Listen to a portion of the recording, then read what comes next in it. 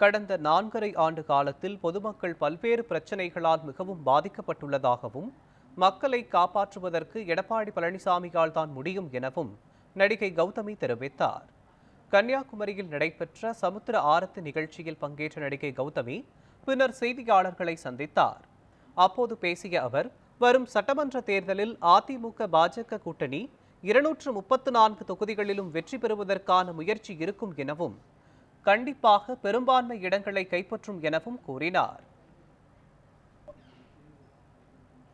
என்னுடைய அபிப்பிராயம் மட்டும் இல்லைங்க, இது உண்மை.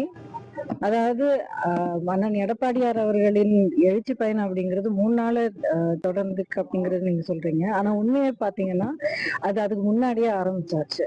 அண்ணனுடைய பேச்சு மட்டும் இல்ல, அவர் ஒவ்வொரு மேடையிலையும் ஒவ்வொரு கட்டத்திலையும் அவருக்கு குரல் கொடுத்துட்டு இருக்கிற விஷயம், அவர் சொல்லிட்டு இருக்கிற விதம், அவர் உபயோகிக்கிற அந்த வார்த்தைகள், அது அடிச்சு எப்படியே இருக்கிற பிரச்சனையில இருக்கிற அந்த ஒரு சூழ்நிலையில அடிப்படை உண்மையை எப்படி விளக்கி சொல்லி அதுல இருக்கிற ஒரு இம்பாக்ட் எப்படி கிரியேட் பண்றது அப்படிங்கறத அவர் ரொம்ப நாளா பண்ணிட்டு இருக்காரு.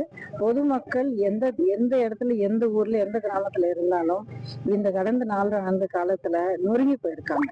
இது நான் மிகப்படுத்தி சொல்லல.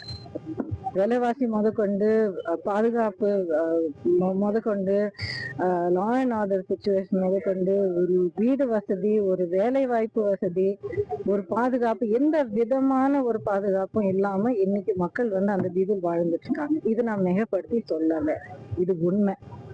இப்படி இருக்கிற நிலைமையில மக்களை பாதுகாக்க வேண்டிய கடமை அரசியல் தலைவர், அதுவும் முதலமைச்சராக வெற்றிகரமாக தமிழ்நாட்டு மக்களுக்கு 4 ஆண்டு காலம் இவ்வளவு அருமையான ஒரு ஆட்சி பாதுகாப்பு கொடுத்த அண்ணன் எடப்பாடியார் அவர்களை கண்டிப்பா முடியும்.